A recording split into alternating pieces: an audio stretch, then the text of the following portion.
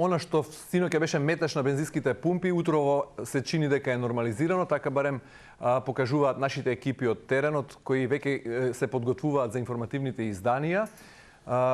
Очигледно апелите на надлежните дадоа резултат и луѓето се исконтролираа и веќе нема долги колони на бензинските пумпи, но што се случи и дали е можно да се повтори тоа во наредните денови, го прашувам председателот на Регулаторната комисија за енергетика, господинот Марко Бислимовски. Господине Бислимовски, добро утро, поздрав од студиото на Телма. Добро утро, ви благодарам за поканата да учествувам во вашата емисија. Господине Бислимовски, утрово е нормализирана состојбата на бензинските пумпи. Имаше вчера во текот на вечерта и ваши апели како регулаторна комисија за енергетика дека нема потреба од метеж бидејќи има доволно залихи на нафтени деривати. Можете ли од оваа перспектива сега по еден ден да кажете што всушност се случи синоќа, вчера во доцните попладневни часови, дали станува збор за лажна вест на социјалните мрежи или пак за обид за екстра профити и кој го стори тоа?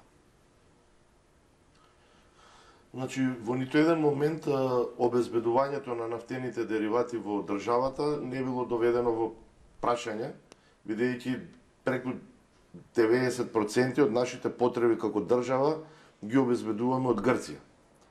Значи, поголемите трговци си има редовна испорака и немаше никаков проблем и тие се доставуваат до бензинските пумпи.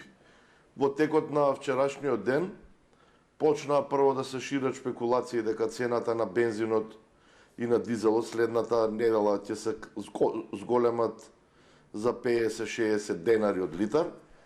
И потоа почнаа да одат на граѓаните загрижени и подлегнати на такви шпекулации кои што најчесто се објавуваат за жал на Facebook.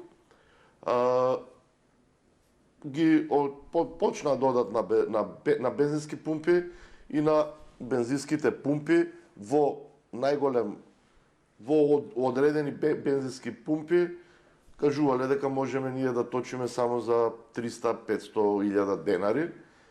Ние тоа го добивме како информација и побаравме од страна на Државниот пазарен инспекторат да излезе на терен и да ги санкционира овие бензински пумпи за нивниот начин на функционирање. Значи, главната цел е да не се трошат залихите на нивните деривати кои што ги имаат во своите резервоари, со единствена цел од следната недела да остваруваат поголеми профити, кога се очекува да има и зголемување на цената. Значи, тоа е едно воено профитерство, еден крајно некоректен однос, и истото што го правеа по супермаркетите, истото сега ни се случува и со нафтата и нафтените деривати. Значи, уште еднаш сакам да потенцирам, во ниту еден момент не било доведено во прашање снабдувањето со нафтени деривати во државата. Значи, апсолутно се обезбедени количините на нафтени деривати и трговците непречено си ги обезбедуваат. Имаше неодговорни трговци кои што, за жал, решија да заработуваат на грбот на граѓаните и тоа во наредните денови, од кога ќе добиеме конечни податоци од Државниот инспекторат, ќе превземеме одредени мерки. Исто така во оваа прилика, без разлика што сум на Телма, сакам да се заблагодарам на компанијата Макпетрол, која што во ниту еден момент не шпекулираше и остави граѓаните да си ги наполнат своите резервоари на автомобили, иако претрпуваа штети. Така да, во овој момент, треба да престанеме да веруваме во шпекулации, бидејќи криза е, како што знаете, ноќеска во пожар беше најголемата нуклеарна електрана во Европа. Сериозна е ситуацијата и апелирам и до трговците и до малите бензински да прекратат со оваков начин на однесување, затоа што во текот на наредниот период ќе бидат превземени сериозни мерки против нив. Господине Бислимовски, рековте дека тоа е равно на воено профитерство. Дали освен надлежните обвинителството, ако ги гони за сокривање на залихи и вештачко креирање на криза, вие како регулаторна комисија имате надлежност да побарате одземање на лиценцата на тие неодговорни трговци? Ние издаваме лиценца за трговија со нафта и нафтени деривати на големо и таму каде што ќе добиеме информација од Државниот пазарен инспекторат дека е прекршен законот, во тој случај апсолутно ќе започнеме постапки за одземање на лиценци, бидејќи ова е недозволиво однесување, имајќи во предвид дека во ниту еден момент немало проблем со обезбедување на нафтени деривати.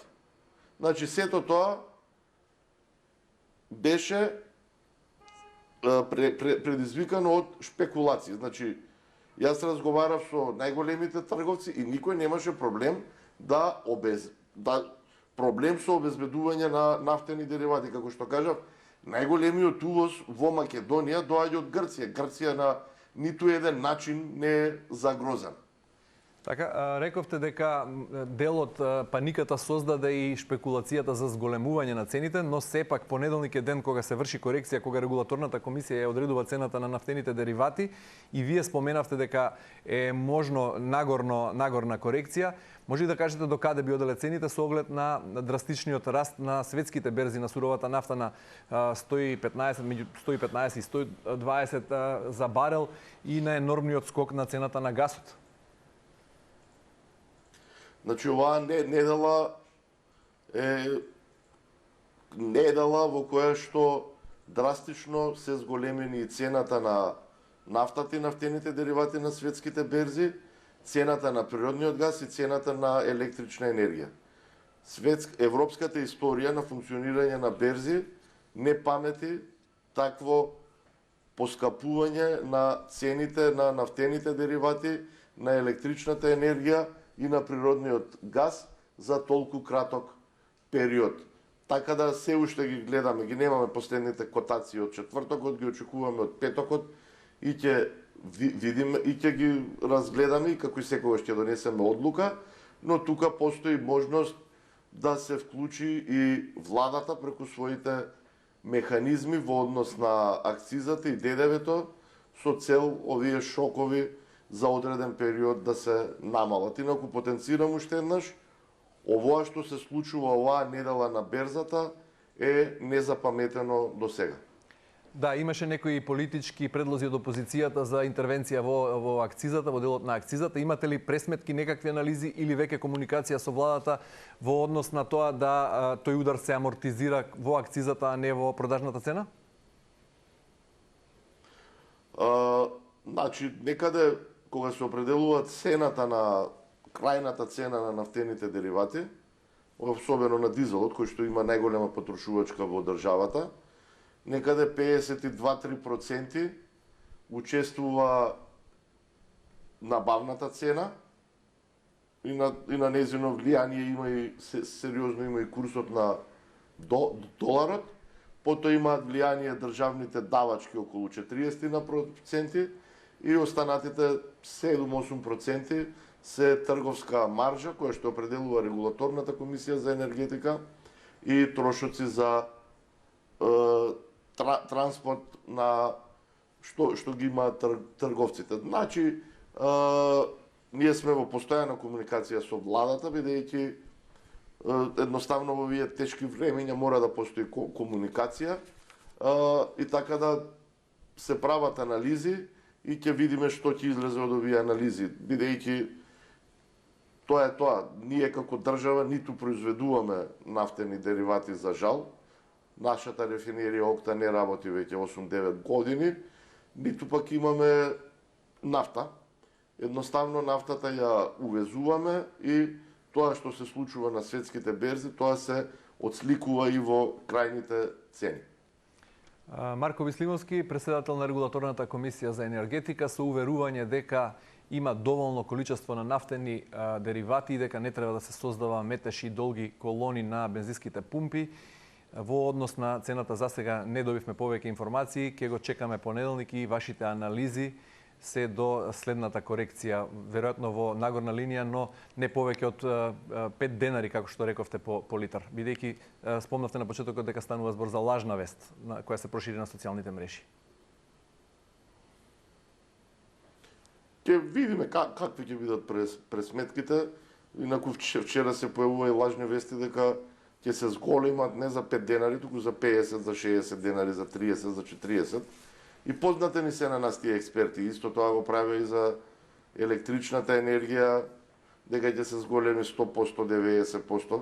И на крај еден ќе погоди се. Не може, кој ќе ги качете сите бројки и проценти на зголемување. Нормално е еден да се погоди. Исто така тоа го прави и за цената на топлинската енергија, така да граѓаните нека бидат сигурни. Ние работиме по методологии.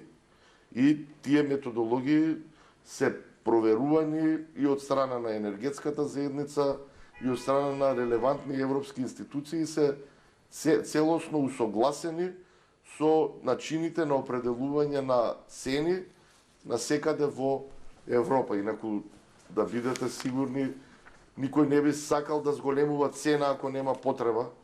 Не е тоа некој дека знае или не знае, едноставно тоа што се случува на берзите, тоа треба да го имплементираме.